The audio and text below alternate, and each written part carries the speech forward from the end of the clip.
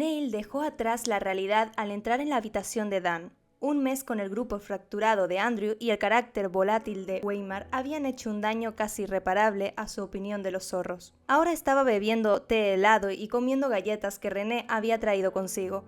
Solo volvieron a sacar el tema de la pelea una vez y, cuando Neil le restó importancia, no lo presionaron.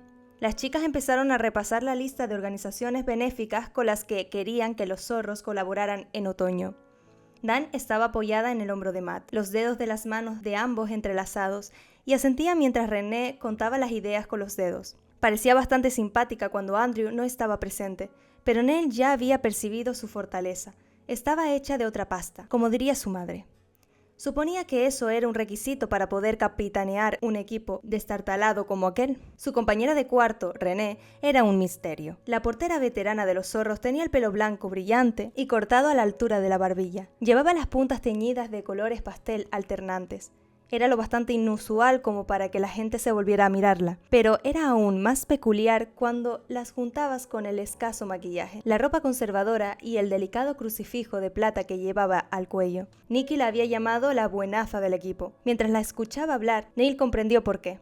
No tenía ni idea de cómo encajaba en el equipo de rehabilitación de los zorros. A las 5, Weimar los llamó para informarlos de que Allison y Seth habían aterrizado y estaban camino del campus. Estaban recogiendo los vasos cuando Nicky apareció para llevar a Neil. «Os estoy cronometrando», dijo Dan, mostrándole el reloj a Nicky.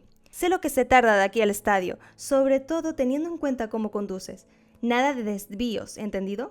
Nicky agitó la mano en el aire, restándole importancia al asunto. «Ten un poco de fe en mí, Dan. Eso es cosa de René. Mi tarea es asegurarme de que empezamos el curso con 10 jugadores ilesos. Tampoco es como si fuésemos a cargárnoslo. Kevin ya lo ha intentado», le recordó Matt. «Nah, eso ha sido un gesto cariñoso». Le hizo un gesto a Neil. «¿Nos vamos? Aquí está claro que no se me quiere».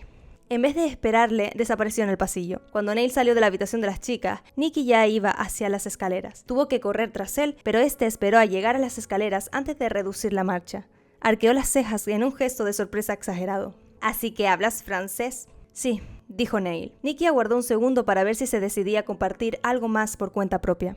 «¿Por qué francés?» «La familia de mi madre es francesa». Una mentira que tendría su madre británica retorciéndose en su tumba de arena. No me dio muchas opciones a la hora de elegir un idioma en el colegio. ¿Cómo es que Kevin lo habla? ¿No lo sabes?, preguntó Nicky. «Sabías que te entendería». Lo escuché hablando en francés una vez. Jean le enseñó. ¿Conoces a Jean Moreau? Es un defensa que los Cuervos importaron desde Marsella. Kevin y él estaban muy unidos y le enseñó a hablar francés de Strangis. Oye, igual tú puedes enseñarme un par de frases buenas para ligar. Kevin se niega a ayudarme. Estoy seguro de que nunca aprendí lo que a ti te interesa. ¡Qué desperdicio!, protestó Nicky. Andrew estaba reclinado contra el coche mientras los esperaba. Kevin ya estaba sentado en el asiento del copiloto y Aaron estaba solo en la parte de atrás. Andrew se interponía entre Neil y la puerta, obligándola a detenerse frente a él.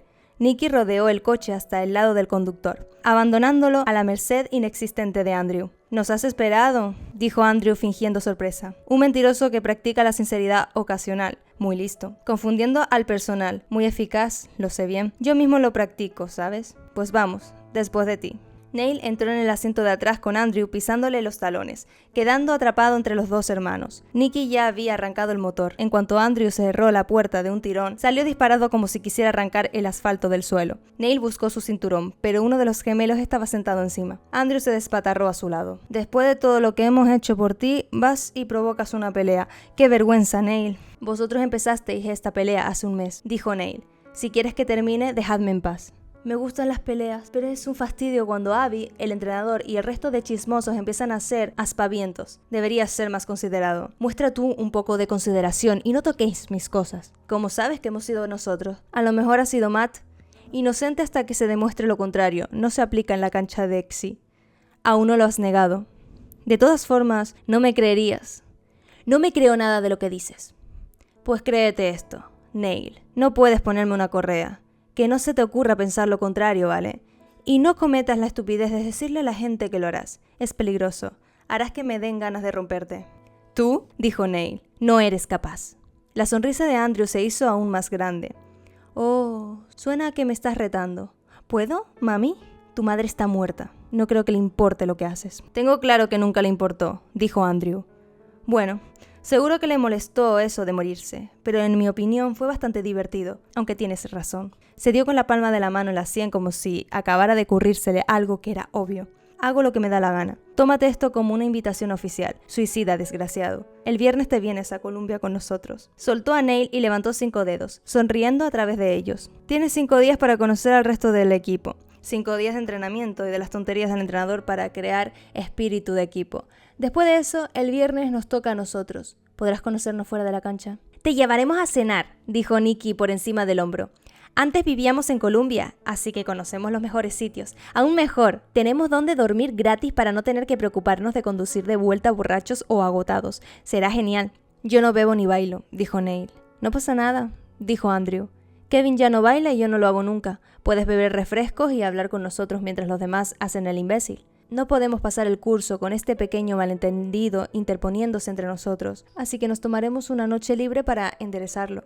Era una palabra poco acertada. Neil sabía que, para que se llevaran bien, uno de ellos tendría que doblegarse y estaba seguro de que Andrew también lo había comprendido. Era obvio que creía que Neil sería el primero en ceder. Sabía que debería. Hace tiempo que tendría que haberse rendido. Pero, aunque fuera una estupidez, quería demostrarle que se equivocaba. Si voy, prometedme que nunca volveréis a tocar nada que me pertenezca. ¿Qué posesivo?, dijo Andrew. Pues claro que lo soy, respondió Neil. Todo lo que tengo cabe dentro de una bolsa. Andrew contempló aquello y esbozó una sonrisa demente como respuesta. ¿De acuerdo? Una noche con nosotros y no habrá más allanamientos. Nos lo vamos a pasar genial. Neil lo dudaba mucho. Llegaron al estadio un minuto antes que sus compañeros de equipo, más respetuosos con las leyes, y esperaron en el bordillo, a la furgoneta de Matt. En cuanto los zorros veteranos hubieron aparcado y salido del coche, Andrew señaló a Neil. «Mira, de una pieza. ¿Estás sangrando por algún lado?», preguntó Matt. «Por ninguno que sea de vida o muerte», respondió Neil. René intervino antes de que sus amigos pudieran reaccionar. «¿Por qué no esperamos a Seth y a Allison dentro? Aún queda un rato y hace un poco de calor aquí fuera. Igual se estrellan por el camino y no llegan nunca», dijo Nicky esperanzado. «¿En serio, Nicky?», dijo René. «Es un comentario un poco inapropiado, ¿no te parece?». Lo dijo con gentileza y con un atisbo de sonrisa en el rostro, pero aún así, Neil sintió el reproche implícito. Era más sutil, pero más letal que las miradas asesinas de Matt y Dan, quizás porque era tan dulce, y Nicky la había decepcionado con su actitud. Este bajó la mirada y se encogió de hombros, incómodo. «Vamos», dijo Dan y los lideró a todos hasta los vestuarios. Weimar y Abby estaban sentados en el mueble de la televisión del salón cuando llegaron. El cabreo de Dan se disolvió en un cariño sincero al verlos. El grupo de Andrew se fue directo hacia uno de los sofás mientras Matt aguardaba a las chicas en el otro. Tras un saludo afectuoso, René se sentó en el sofá de Matt, dejando un espacio entre ellos para Dan. Esta se quedó hablando con Weimar un poco más, comentando animadamente los partidos de verano en las ligas mayores de EXI. Los últimos 2 zorros tardaron casi 20 minutos en aparecer y Neil sintió cómo la tensión de la sala cambiaba al abrirse la puerta de golpe. Se fijó en las reacciones de sus compañeros y dividió el equipo en 4 grupos en su cabeza. Los 3 de Dan, los 4 de Andrew, los recién llegados y él. Seth Gordon entró primero, trayendo consigo un problema de actitud.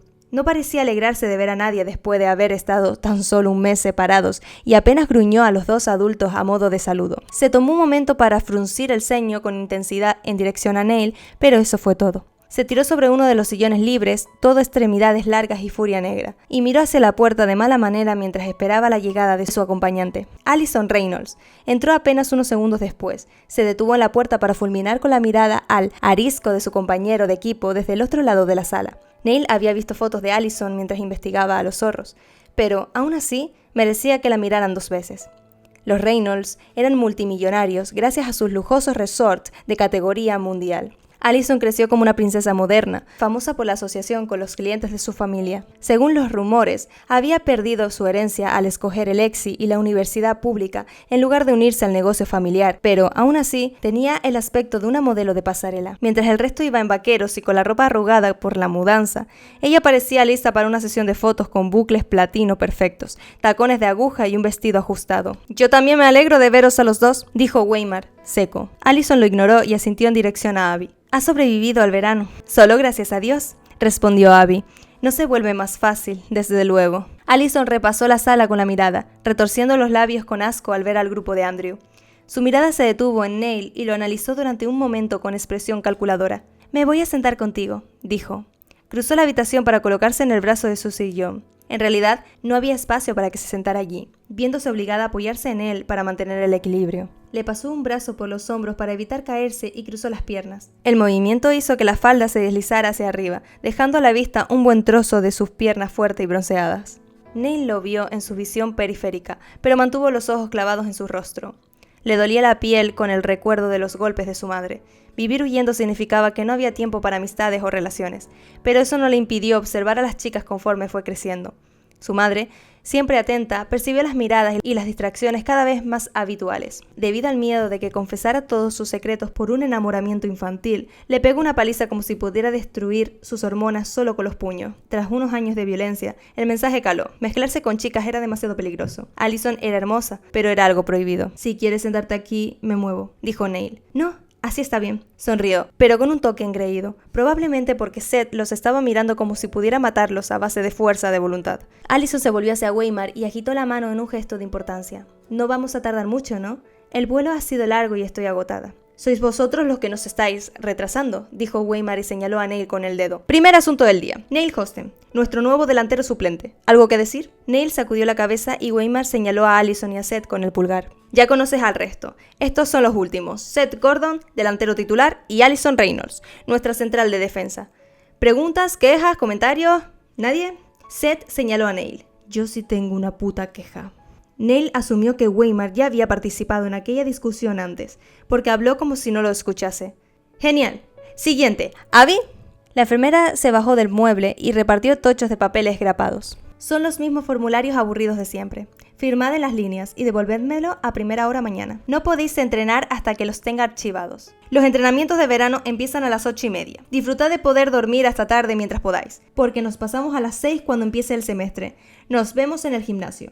Repito, nos vemos en el gimnasio. Si llegáis tarde porque creáis que era aquí, os meto un zapato en la cara. Solo lleváis un mes fuera. Sé perfectamente que sabéis cómo funciona». «Sí, entrenador», coreó el equipo. «Tenéis que haceros el chequeo médico antes de iros. Andrew, tú primero. Seth, tú el segundo. El resto podéis echarlo a suertes o lo que sea. Pero ni se os ocurra iros antes de que Abby os haya examinado». Miró a Andrew de mala manera. Este y Nikki pusieron cara de inocencia que no engañaron a nadie. Abby se colocó detrás de Kevin. Weimar dudó antes de recoger los papeles apilados boca abajo a su lado. «Lo último es nuestro calendario». «¿Tan pronto?», preguntó Matt. «¿Todavía estamos en junio?» «Aún no tenemos fechas.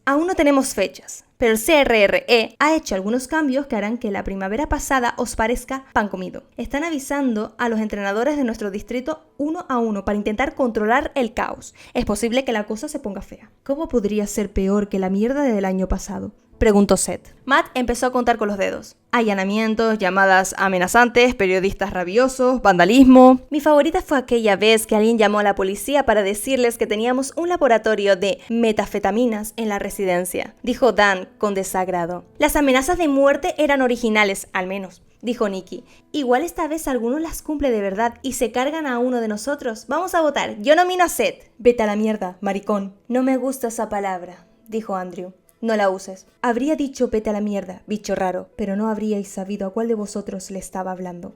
«No nos hables a ninguno», dijo Aaron. «Nunca dices nada útil». «Ya basta», intervino Weimar. «Este año no tenemos tiempo para estas peleas insignificantes. Hay una universidad nueva en nuestro distrito». Neil miró a Kevin pálido y rígido en su asiento. 4 en un solo sofá implicaba que los miembros del grupo de Andrew tenían que sentarse apelotonados unos contra otros, con Andrew y Kevin en el centro. Incluso medicado, era imposible que Andrew no hubiese notado el momento en que Kevin se tensó, pero la droga hacía que le pareciese divertido. Sonrió a Kevin, pero la sonrisa desapareció de su rostro cuando Weimar dijo: «Edgar Allan ha llegado al sur». La sorpresa cayó al equipo, aunque no por mucho tiempo. «Ni de coña», dijo Dan cortante. «No tiene gracia, entrenador». Seth, al parecer, no estaba de acuerdo, porque se echó a reír. Aaron, Nikki y Matt exigieron una explicación en un batiburrillo de voces. Allison emitió un sonido estridente que hizo que a Neil le pitaran los oídos. René, al igual que él, observó a Andrew y a Kevin y no dijo nada. Weimar intentó explicar la lógica del CRRE, pero no le quitaba el ojo de encima a Andrew. El equipo no tardó en darse cuenta de su distracción. El barullo se acalló poco a poco. Al mismo tiempo, la sonrisa de Andrew regresó. Esta vez estaba llena de dientes. La medicación le inducía un estado maníaco, pero no lo hacía menos despiadado. Neil sabía lo que significaba aquella sonrisa y se preparó para una reacción violenta. «Mira, Kevin», dijo Andrew, «¿lo has oído? Alguien debe de echarte mucho de menos». «El CRRE no debería haberlo aprobado», dijo Kevin. tan bajo que Neil apenas lo oyó. «Dijiste que vendría por ti. No sabía que sería así». «Mentiroso», dijo Andrew, y Kevin se encogió en el sitio. Andrew se giró en el sofá para poder sentarse de lado y encararse con Kevin.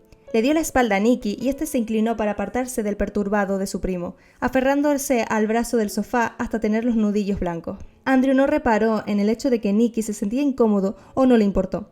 Solo tenía ojos para Kevin. Este parecía estar a punto de vomitar, pero no había entrado en pánico con la noticia.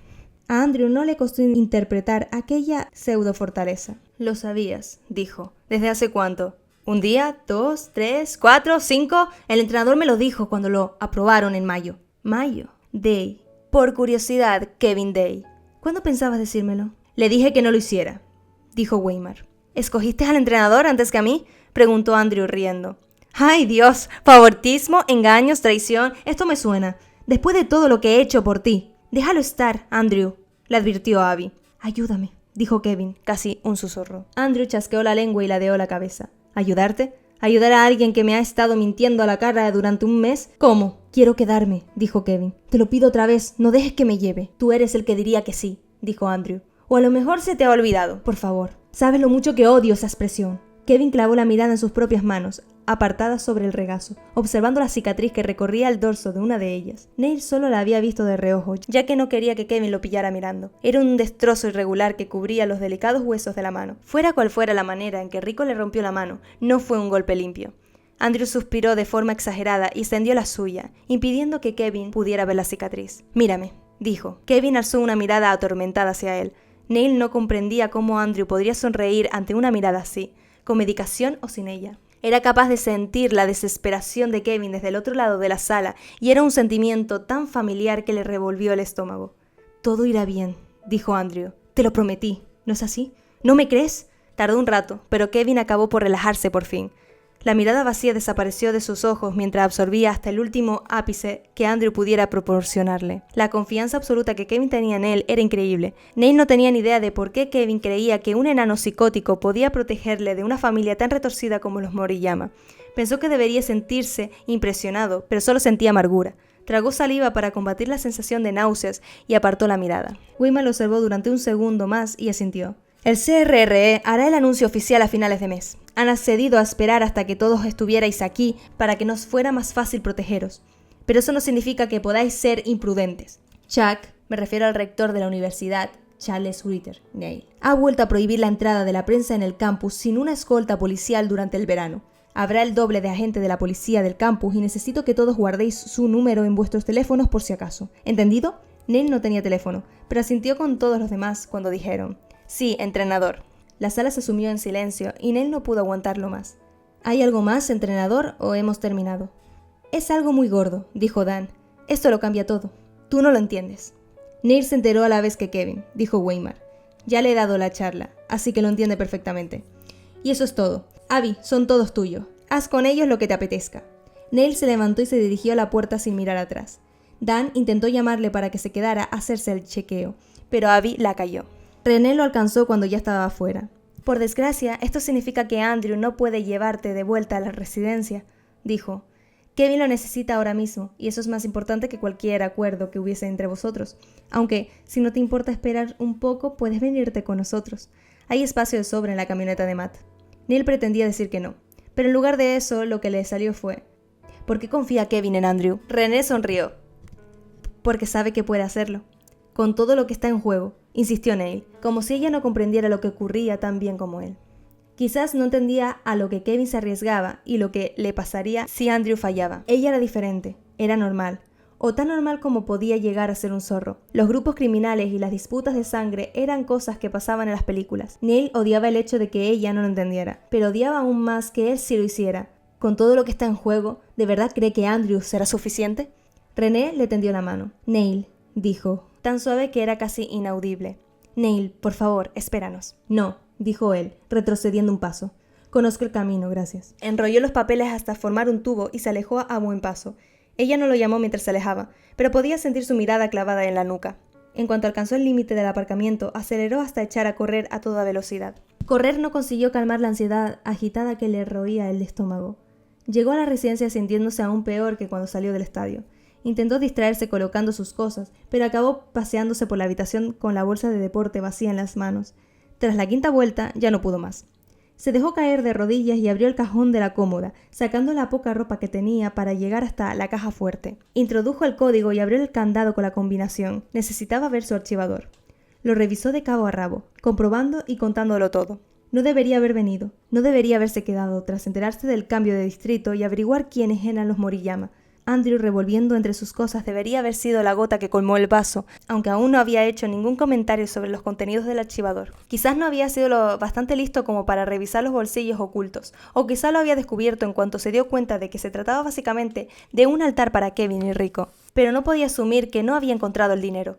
Que él supiera, podría estar esperando para echárselo en cara más adelante.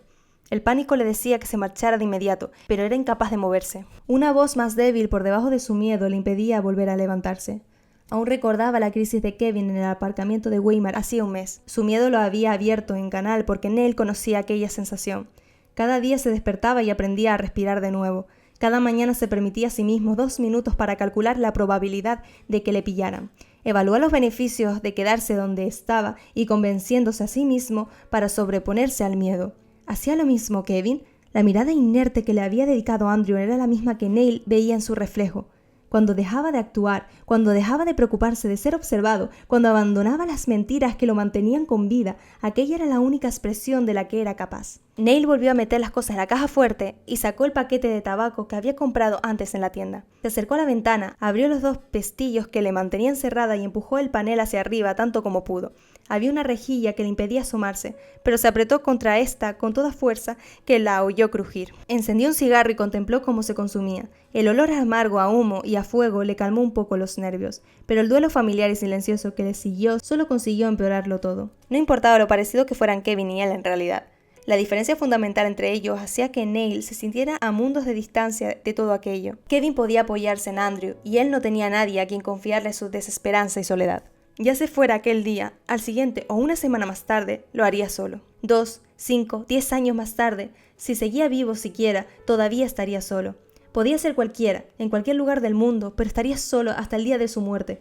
Nunca confiaría en nadie lo suficiente como para dejarle estar a su lado. Y por eso no podía marcharse. Aunque todo en su interior le estuviera gritando que echara a correr, no podía hacerlo, no después de la cenita que había presenciado entre Kevin y Andrew. Puede que fuera patético, o quizás fueran los celos los que no le dejaban alejarse. Puede que solo necesitara comprenderlo. ¿Por qué Kevin siempre conseguía quedar por encima? Vivía con una familia horrible, pero tenía un hogar, una reputación y una afición. Había crecido bajo los focos mientras Neil se veía obligado a guardarse las espaldas en una docena de países por todo el mundo. Kevin perdió la mano, pero consiguió su libertad. Era lo bastante cabezota y tenía el suficiente talento como para retomarlo donde lo había dejado, incluso si eso implicaba aprender a jugar con la mano no dominante. Tenía un entrenador y un compañero dispuesto a enfrentarse a los Moriyamas por él. ¿Por qué? ¿Qué había hecho Kevin para merecer todo aquello? ¿Qué había hecho para merecer a Neil? ¿Por qué él dudaba y se preocupaba por Kevin cuando era su vida la que estaba en juego? Después del trato que había recibido por su parte durante el verano, Neil debería alegrarse. Era el momento perfecto para escabullirse. El equipo asumía que era un niño asustado incapaz de aceptar la verdad sobre los Moriyama y la prensa estaría demasiado ocupada con Kevin y Rico como para fijarse en otro zorro fracasado. Debería enviarle a Rico una nota de agradecimiento anónima y cruzar la frontera hasta México, pero no podía. Aún no. Sacudió un montoncito de ceniza sobre el alféizar y lo empujó con el dedo, expandiéndolo en una línea oscura sobre la pintura blanca. Alzó la vista hacia las nubes y buscó el rostro furioso de su madre en ellas. Uno de los dos tiene que conseguirlo, mamá. No sería él. Si había sido capaz de meterse en semejante lío, estaba claro que era demasiado estúpido como para sobrevivir sin su madre. Pero tal vez Kevin fuera capaz. Quizás conseguiría sobreponerse a todo aquello, gracias a la obsesión psicótica de Andrew, la protección feroz de Weimar y su propio talento. Quizás conseguiría superar esa temporada en la alineación de los zorros y mantenerse a salvo. Se recuperaría y sería libre. Neil no podía marcharse hasta saber si Kevin iba a estar bien. No quería enterarse a medio mundo de distancia. Inspiró hondo, despacio, procurando inhalar el máximo humo posible y contempló el cigarro consumirse hasta el filtro. Sus compañeros de habitación tardaron otros 2 cigarrillos en llegar. Neil apagó el tercero al escuchar la puerta principal y barrió la ceniza del alféizar, tirándola sobre la moqueta. La pisoteó, guardó lo que quedaba de colilla en la mochila para más tarde y revolvió sus cosas hasta dejarlas relativamente ordenadas. La caja fuerte estaba cerrada y a salvo, por lo que salió a recibir a sus compañeros. Se sentía distante mientras los observaba entrar en la habitación. Puede que ya hubiese empezado a morirse y que su estúpida alma hubiese empezado a desaparecer de su cuerpo en vistas a un final violento. Seth entró el primero y dejó las maletas a un lado. Estaba muy ocupado, despotricando y necesitaba tener las manos libres para gesticular con rabia.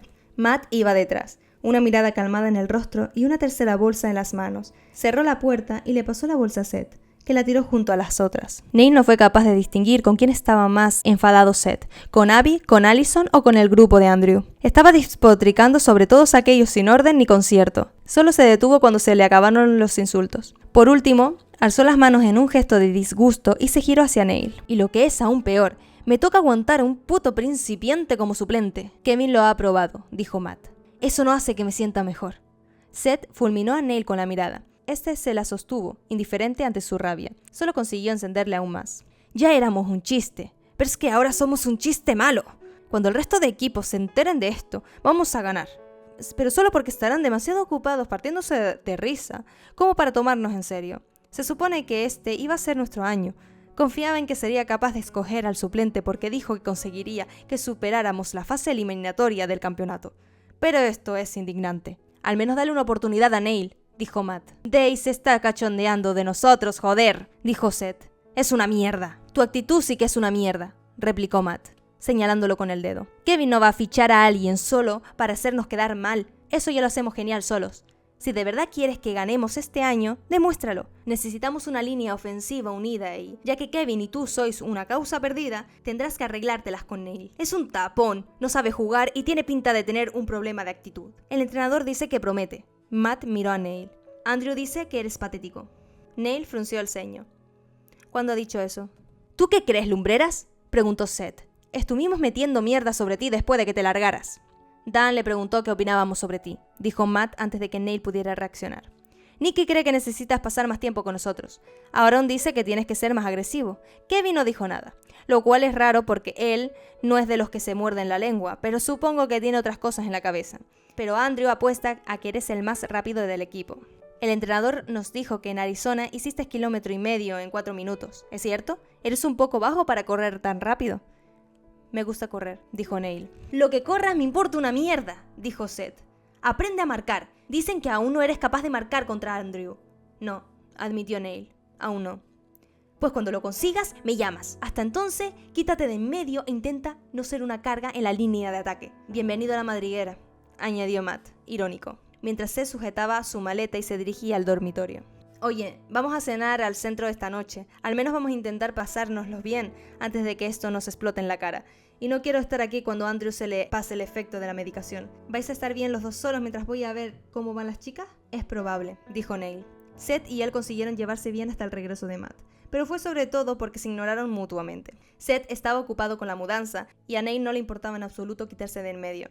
Cuando Seth hubo terminado en el dormitorio y se pasó al salón, Neil ordenó el desastre que había montado antes. Matt montó su ordenador en uno de los escritorios y pasó el rato en internet hasta que llegó a la hora que habían quedado con el resto. El centro. Era una calle larga llena de tiendas que salía del campus a poca distancia de la Torre de los Zorros. La mayoría de tiendas vendían todo tipo de objetos con el logo de la universidad, pero había también un par de librerías y media docena de pubs. Con tan pocos estudiantes en el campus, parecía una ciudad fantasma. En la mitad de los locales por la que pasaron, habían carteles que decían que reabrirían cuando se acercara el otoño. El resto seguían abiertos con la esperanza de atraer a los estudiantes de los cursos de verano y a los deportistas que irían llegando durante las semanas siguientes. Acabaron en un sitio que era medio bar, medio pizzería.